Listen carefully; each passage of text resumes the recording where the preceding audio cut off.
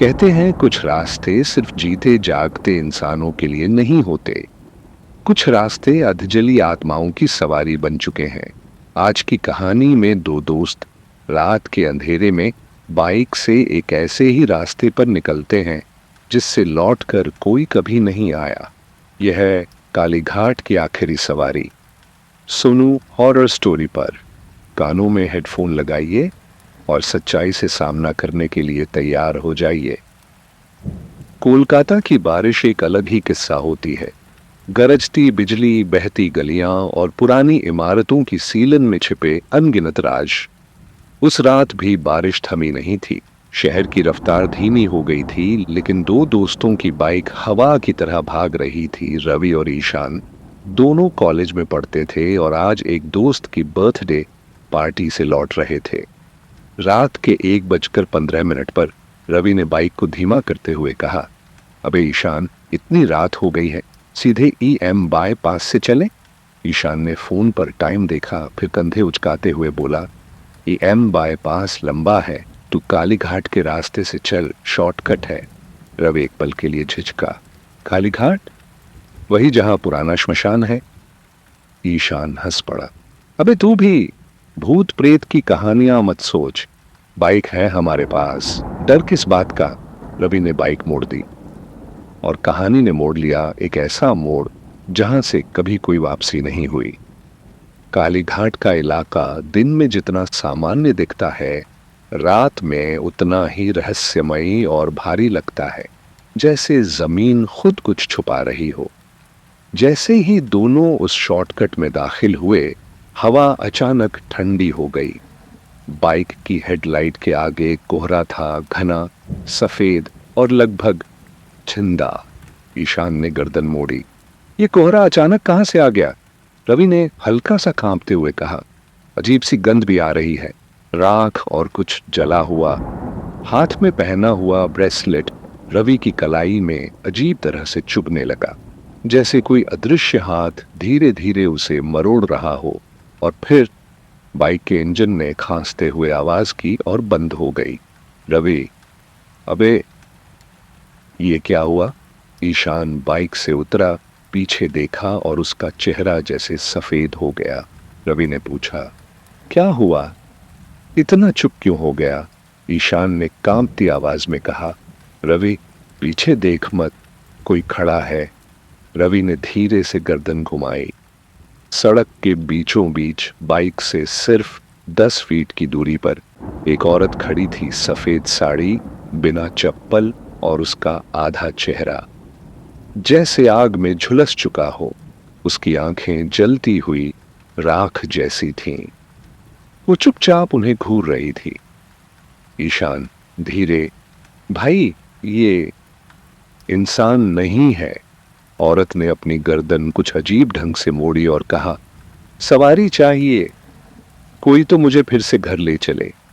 उसकी आवाज मानो किसी गीली लकड़ी में फंसी हुई आत्मा की थी, भारी, गूंजती हुई और ठंडी। रवि ने झट बाइक स्टार्ट की, जो चमत्कारिक रूप से एक ही किक में चालू हो गई। बैठ पीछे, फौरन, ईशान चिल्लाया। बाइक उड़ा दी गई, लेकिन अगला मोड़ आया और वे उसी जगह पहुंच गए जहां से निकले थे।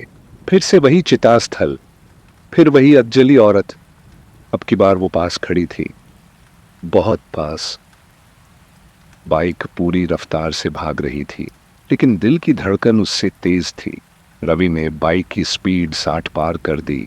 बारिश की बूंदें चेहरे पर चाबुक की तरह लग रही थीं।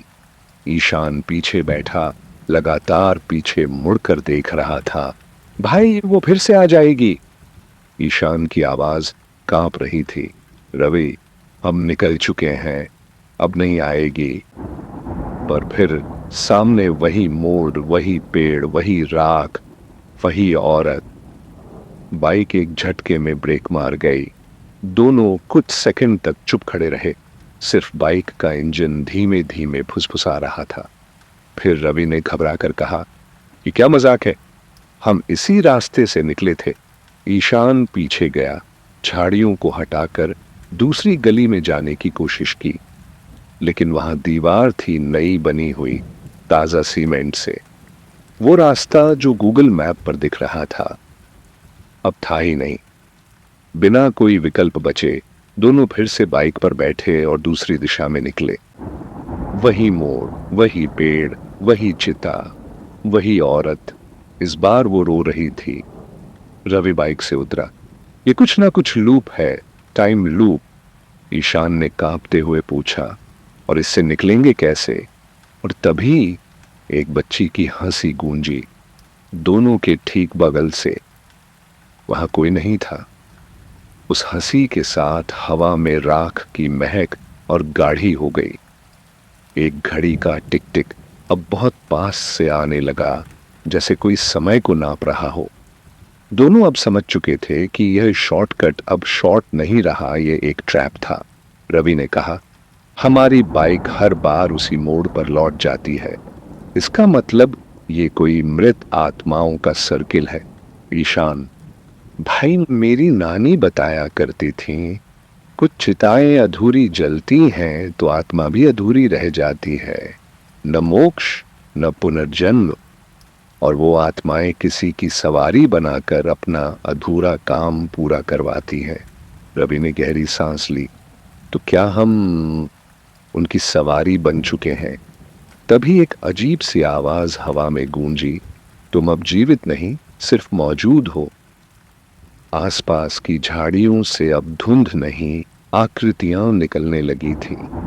कुछ झुलसे हुए आदमी, कोई बिना चेहरा, कोई आधा बच्चा आधा कंकाल।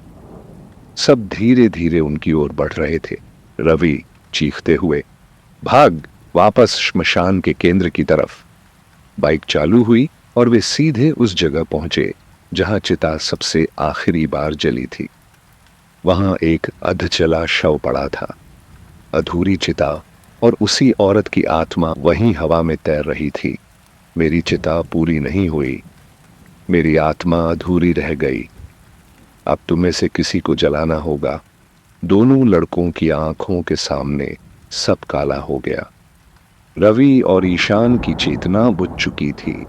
आखिरी आवाज जो उनके कानों में गूंजी थी वो थी, अब तुम में से किसी को जलाना होगा। जब रवि को होश आया, वो किसी चिता की राख पर लेटा था। उसकी शर्ट फटी हुई, चेहरे पर राख और आंखें जलन से लाल।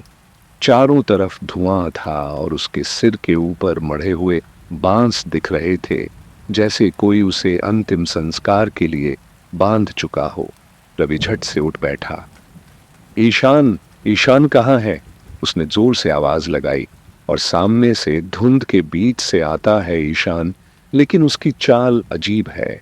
आंखें खाली, शरीर लटकता हुआ और चेहरा जैसे जला हुआ हो। ईशान धीमे स्वर में, रवि अब मेरी चिता पूरी करनी होगी। रवि भागता है।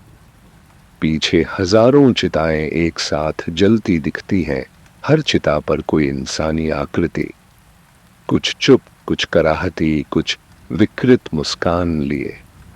वो जगह अब एक चक्रव्यूह बन चुकी थी, अधूरी आत्माओं का संसार। एक वृद्ध आत्मा ने रवि को रोका, बेटा भाग मत, सुनो, यहां से बाहर निकलने का सिर्फ एक रास्ता है। रवि, क्या? बोलिए जल्दी। वृद्ध आत्मा, इनकी चिता पूरी करो, लेकिन बलिदान से नहीं, सत्य से। इन सब की कहानियां अधूरी हैं। किसी की हत्या हुई, किसी का शव जला ही नहीं। तुम इनकी बातें सुनो और उनके लिए सच का दीपक बनो, तभी ये मुक्त होंगे, तभी तुम भी बचोगे। रवि ने अगले कई घंटे, शायद दिन, इन आत्माओं से एक एक कर उनकी कहानियां सुनी। कोई माँ थी जिसका बच्चा गुम हो गया, कोई बूढ़ा था जिसे लावारिस समझ जलाया ही नहीं गया। हर आत्मा की एक बात थी जो अधूरी थी और रवि उसे ध्यान से सुनता, याद करता। फिर राख से उठी एक ज्योति और हर आत्मा की चिता एक एक कर खुद ब खुद जल उठी। अब बारी थी ईशान की। रवि ईशान के पास पहुंचा। वो अब भी आधे होश में था। रवि, तेरी आत्मा फंसी है, पर तेरी कहानी क्या है? मैं ही था जिसने कालीघाट के एक लावारिस शव को बिना पूछे पेट्रोल डालकर जला दिया था।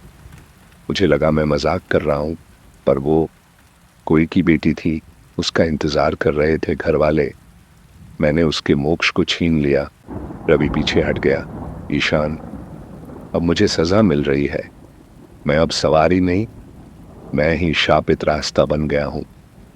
वृद्ध आत्मा ने फिर आवाज दी, अब निकल जाओ बेटा, तेरी परीक्षा पूरी हुई। रवि ने देखा बाइक वहीं पड़ी है, चालू हालत में। वो उस पर बैठा एक आखिरी बार पीछे देखा। ईशान की आत्मा मुस्कुरा रही थी, जलते हुए रास्ते में विलीन होती हुई। रवि बाइक पर बैठ चुका था। उसकी आंखों में आंसू थे, डर और पछतावे दोनों के। पीछे झुलसते हुए चिताओं के बीच ईशान की आत्मा हवा में विलीन हो रही थी। बाइक चालू हुई। इस बार न कोई झटका, न कोई लूप, बस एक सीधी खुली सड़क। सुबह की पहली किरण आसमान में फूटी थी। रवि जब घर पहुंचा तब तक सुबह के 5 बज चुके थे।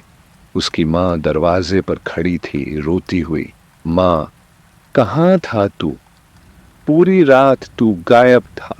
रवि ने गले लगते हुए बस इतना कहा। एक जगह था जहां अधूरी कहानियां पूरी करनी थी। उस रात के बाद रवि बिल्कुल बदल गया। वो शांत रहने लगा, लोगों की बातें ध्यान से सुनने लगा, जैसे हर इंसान में कोई फंसी हुई आत्मा देख रहा हो। अगले दिन अखबार में एक खबर छपी, कॉलेज स्टूडेंट ईशान कुमार का अधजला शव कालीघाट श्मशान के पास बरामद, मौत का कारण अज्ञात। रवि जानता था ईशान अब कहीं और है। वो भले ही मारा गया, लेकिन उसकी आत्मा को मोक्ष मिल चुका था। 6 महीने बाद एक रात 2 नए लड़के पार्टी से लौटते वक्त वही शॉर्टकट लेने की सोचते हैं। उनमें से एक पूछता है, अबे सुना है कालीघाट वाला रास्ता छोटा पड़ता है, चले? दूसरा लड़का हंसता है, अरे भूत वूत कुछ नहीं होता यार, चल। बाइक स्टार्ट होती है, धीरे धीरे कोहरे में घुलती है। पीछे एक पुरानी चिता से फुसफुसाहट आती है। कभी कोई रास्ता शॉर्टकट नहीं होता। कुछ मोड़ सिर्फ देखने के लिए नहीं, जीने के लिए होते हैं। और कुछ मोड़ मौत की सवारी करवाते हैं। कालीघाट की आखिरी सवारी अब आखिरी नहीं रही। हर रात कोई नया मुसाफिर उसकी आग में घुल जाता है। अगली बार जब देर रात आप भी कोई शॉर्टकट सोचें, तो देख लीजिएगा कहीं कोई अधूरी आत्मा आपकी सवारी ना बन जाए। सुनते रहिए, डरते रहिए। यह सोनू हॉरर स्टोरी।